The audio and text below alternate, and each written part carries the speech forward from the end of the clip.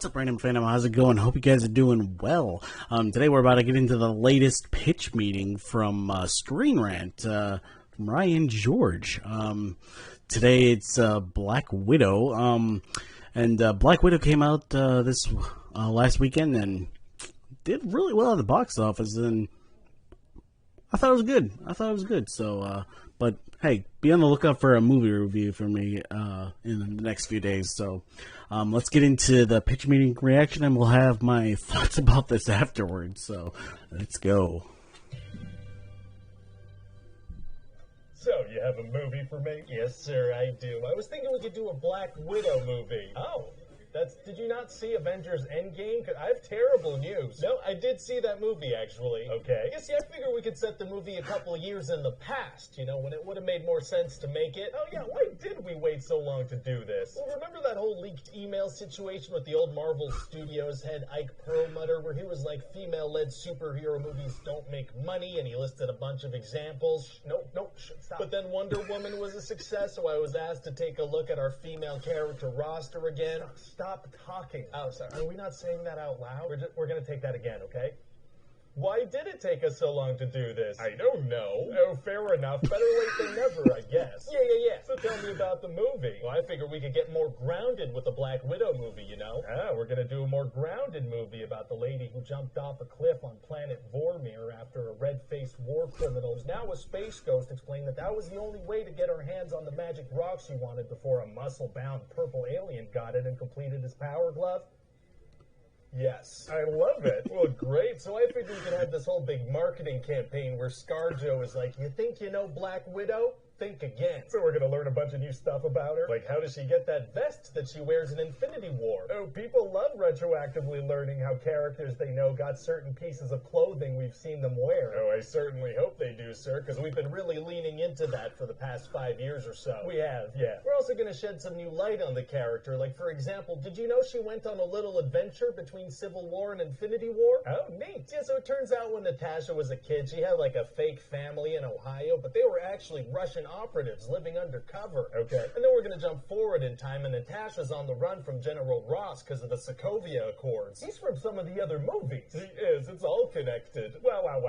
So she heads to this safe house in Norway and unknowingly picks up a little box of vials of antidote. An antidote? Yeah, see, it turns out her fake sister Yelena was also a widow operative being chemically controlled by this place called the Red Room, right? Right. And she ended up coming in contact with this stuff called the Red Dust, which freed her from her mind control agent. Ah, gotcha. So Natasha's unknowingly driving with this stuff, and suddenly a massive explosive hits her car and flips it a bunch of times. Oh my god, is she okay? Yeah, I mean, she's a superhero, right? Yeah, but that sounds like something that would probably kill a non-superpowered being, and Natasha doesn't have superpowers. Yeah. Whoopsie. Okay, so to be honest, now that I think of it, there were several scenes in this movie where as a non-superpowered individual, she should definitely be killed, but she's not gonna. It would be better story-wise if she didn't die. Yeah, because we already know when she dies anyway, so then she's gonna get attacked by this villain called Taskmaster. Oh, people love that character. Very cool mimicking capabilities, entertaining personality. Yeah, so I figure we could do like a Deadpool kind of thing. Yeah, bring a character that people love to the big screen in an enjoyable way, sure.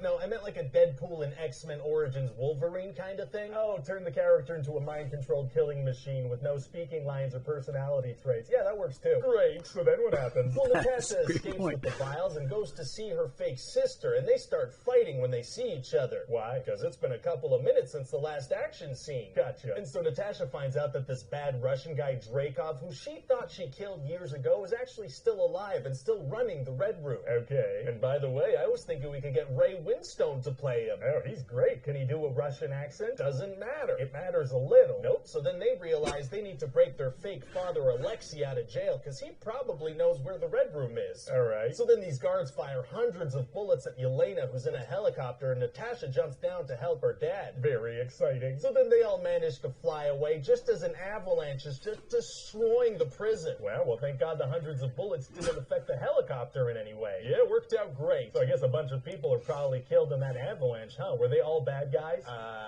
Yeah. You sure? I'm sure some of those guards were just people working there to try to feed their families. Sir, we're on to the next scene, so don't worry about that. Oh, okay. So So it turns out Alexei doesn't actually know where the Red Room is, so they have to go see their fake mother, Melina. Okay, sure. And it turns out she's still working for the Red Room, but then her and Natasha have a heart-to-heart, and that seems to change everything for her. So what do? Well, they secretly use those face mask things to swap appearances. Well, why do they switch appearances? Well, because this way Natasha can get close to Dreykov. Does that work? Now, he sees right through the disguise and pulls the mask off pretty much immediately. Right, so why do they swap faces? Well, because Melina's the one who designed the cells in the Red Room, so she's able to open them up. Do you think maybe it might have been easier to just explain to Natasha how to open the cell instead of having her impersonate a woman she hasn't seen in several decades? Maybe, but so now Natasha has to go up against Dreykov and Taskmaster, who we're going to reveal is Dreykov's daughter. Oh.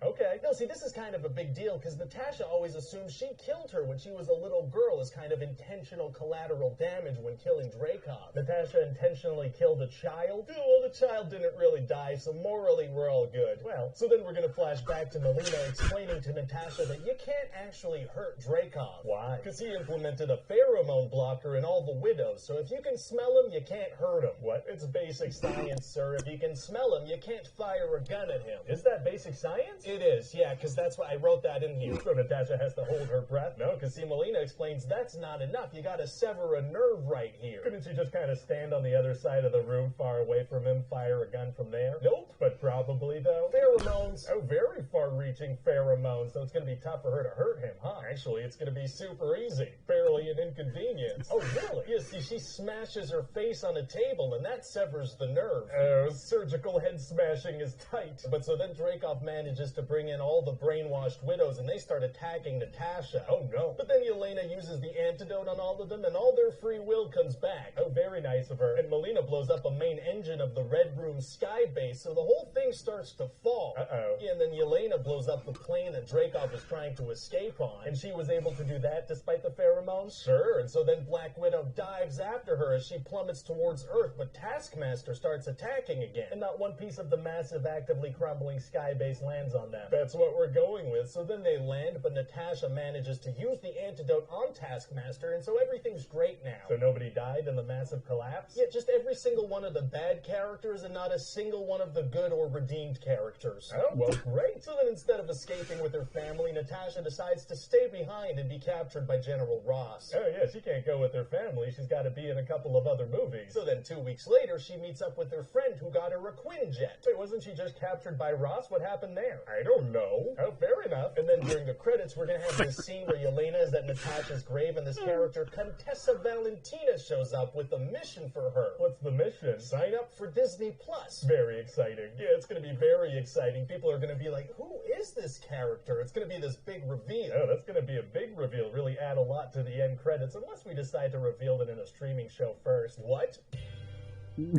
Hey everybody, Ryan here. Hope you enjoyed that video. And if you liked it, feel free to click the like button and the subscribe button and all, buttons of that nature. There are also like hundreds of other episodes on the channel that you can check out if you want. Also leave a comment down below letting me know what other movies you want to see pitches for. And check back soon for a new one, because there's going to be new ones, Okay, bye.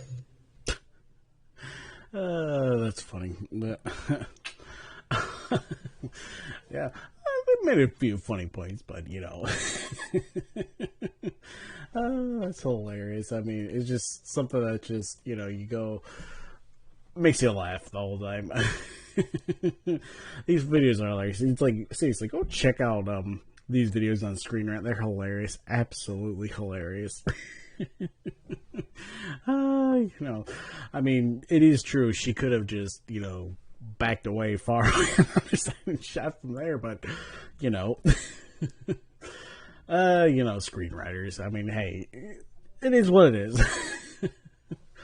Anyways, guys, yeah, that was the Black Widow pitch meeting. There's a lot more pitch meetings, and they're hilarious, and I have a playlist of the ones that I've actually watched on the channel already.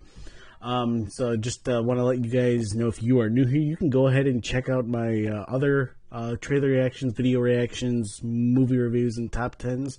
And if you are a new subscriber, don't forget to check the bell to get notified of future videos. And if you're a returning subscriber, I seriously appreciate you. Just want to let you guys know I have a Patreon if you'd like to join there to support me. I give early access to videos and a bunch of other content.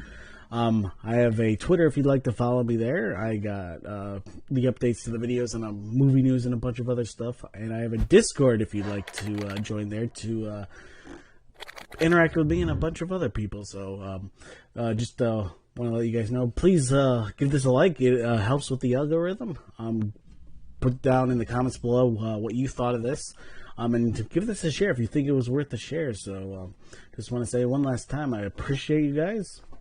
Stay random.